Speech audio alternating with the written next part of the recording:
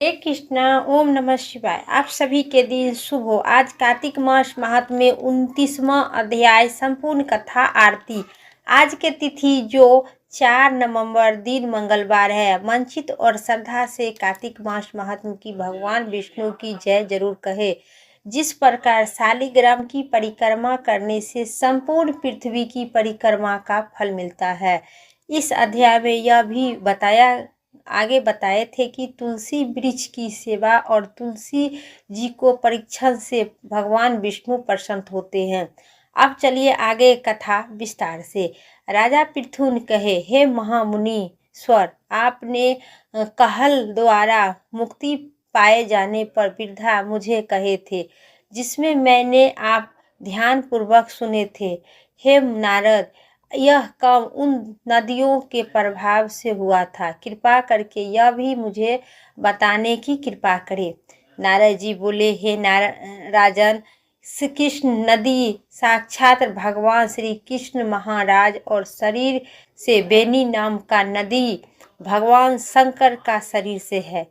इन दोनों नदियों का संगम का महत्व श्री ब्रह्मा जी भी वर्णन करने से समर्थ नहीं थे। फिर भी चूंकि आपने पूछे हैं, इसलिए आपको इनकी उत्पत्ति का वृद्धा मैं सुनाती हूँ। ध्यान पूर्वक सुनो। चंडमुंड मान्यवर आराम से ब्रह्मा जी ने कहे, सहस्र पर्वत का शिखर पर यह करने का निर्णय लिए। यह भगवान विष्णु, भगवान शंकर तथा समस्त देवता सहित यज्ञ में सामग्री लेकर उस पर्वत के शिखर पर गए। महर्षि भृगु इत्यादि ऋषियों ने ब्रह्मा मुहूर्त में उन्होंने दीक्षा देने का विचार किए। तत्पश्चात भगवान विष्णु ने ब्रह्मा जी को भय दीक्षा को बुलाए। वह बड़ी धीमी गति से आ रही थी। इसी बीच में भृगु ने भी भगवान विष्णु से कहे, हे भगवान प्रभु, आपने दीक्षा को शीघ्रता से बुलाए थे, वह क्या नहीं आई है, क्यों नहीं आई है? ब्रह्मा मुहूर्त निकला जा रहा है। इसी पर भगवान विष्णु बोले, यदि दीक्षा अथाह समर्थ यहाँ नहीं है आती है तो आप गायत्री को स्त्री बनाकर दीक्षा विधान कर दीजिए, क्योंकि गायत्री ही मंत्र पुण्य कर्म में ब्रह्मा जी की स्त्री नहीं हो सकती है, क्यों नहीं? इसी प्रकार गायत्री मंत्र को दीक्षा नहीं आई तो गायत्री मंत्र को भी भगवान दीक्षा के रूप में स्त्री के रूप में गए। वह गायत्री रूप मंत्र स्त्री रूप में ब्रह्मा जी के पत्नी बनी।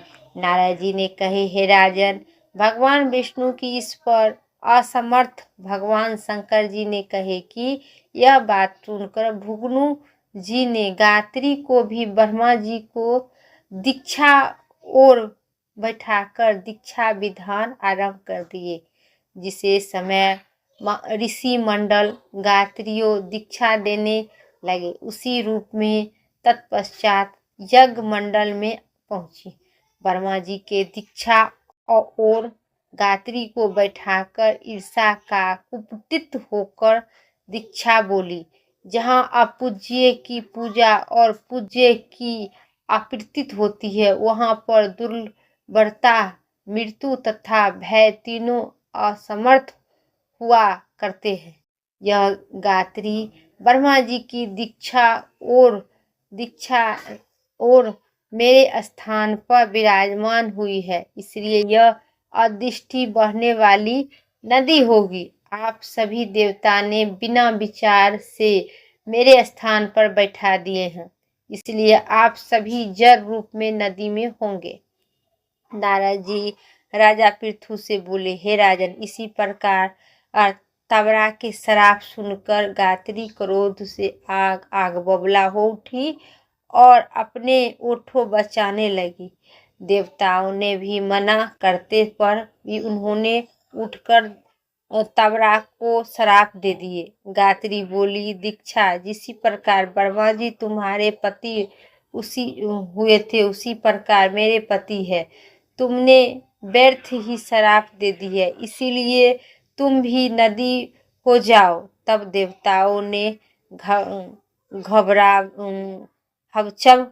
हमचम मचाने लगी। सभी देवता तबरा का अष्टगंध प्रणाम कर बोले, हे देवी, तुमने ब्रह्मा इत्यादि सभी देवताओं को जो श्राप दिए हैं वह उचित नहीं है, क्योंकि यदि हम सब जल रूप में नदी में हो जाएंगे तो फिर निर्णय ही यह तीनों लोग में कौन लेगा, कौन बचाएगा। चूंकि यह श्राप मुझे निश्चय ही तीनों लोगों में से बचा सकता है। चूंकि यह श्राप तुमने बिना विचार किए हुए दी है, इसीलिए यह श्राप तुम आपसी ले लो। दीक्षा बोली, हे देवगण, आपके द्वारा ही यज्ञ का आरंभ में गणेश पूजनीय जाने के कारण है। यह विधान उत्पन्न होता है कि मेरे यह श्राप कदापि खाली नहीं हो सकता है।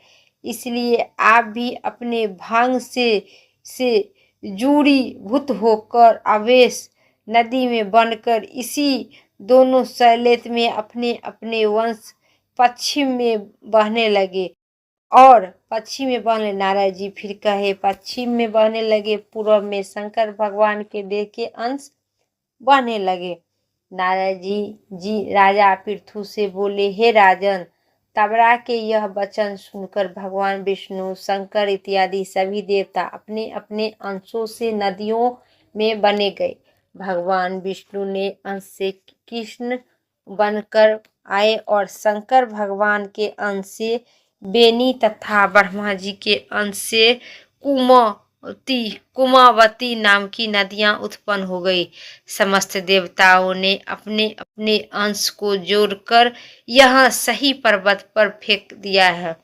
फिर उन लोगों ने भी अंश पृथक पृथक नदी के रूप में बहने लगे। देवताओं के अंशों को सहस्त्र संख्या से पश्चिम होती है और बहने वाली नदियां होकर एक साथ बहने लगी। उन दोनों नदियां सावित्री पड़ गई नाम। ब्रह्मा जी का यज्ञ स्थान पर भगवान विष्णु तथा भगवान शंकर की स्थान पर दोनों देवता महाबली तथा अतिबल के नाम से प्रसिद्ध हुई। हे राजन, कृष्ण और बेनी नदी की उत्पन्न ही है, वर्णन कीजिए। जो मनुष्य भी भगवान के सुनेगा कथा या सुनाएगा, उसे नदी के दर्शन और स्नान फल की प्राप्ति होगी। बोलिए विष्णु भगवान की जय, माता तुलसी और शालिग्राम की जय। मेरा कथा इतना ही तक था। अब सुनिए तुलसी माता की कथा और आरती विस्तार से। तुलसी माता की आरती विस्तार से। तुलसी महारानी नमो नमो, हरि के पटरानी नमो नमो, तुलसी माता नमो नमो। धन तुलसी पूरन तब किन्हो, शालिग्राम बनी पटरानी। जाके पत्र मजरी कोमल, श्रीपति कमल चरण लपटानी। तुलसी महारानी नमो नमो, हरि के पटरानी नमो नमो। धूप दीप नवेद्य आरती, पुष्प की वर्षा बरसानी। 56 भोग 3600 व्यंजन, बिन तुलसी हरि एक न मानी। तुलसी महारानी नमो नमो, श्रीहरि के पटरानी नमो नमो। विष्णु भगवान के पटरानी नमो नमो, तुलसी माता नमो नमो। सभी सखियन मैया तेरे यश गावे, भक्ति दान दीजो महारानी। नमो नमो तुलसी महारानी, तुलसी महारानी नमो नमो। शिव हरि के पटरानी नमो नमो, तुलसी महारानी नमो नमो। माता तुलसी की जय, माता तुलसी की जय, भगवान विष्णु की जय। मेरा आरती पसंद आई, अच्छी लगी वीडियो तो लाइक करें, चैनल पर नए हैं सब्सक्राइब करके कमेंट बॉक्स में विष्णु भगवान और तुलसी माता की जय जरूर लिखें। फिर अगली वीडियो लेके आते तक वो हर हर महादेव।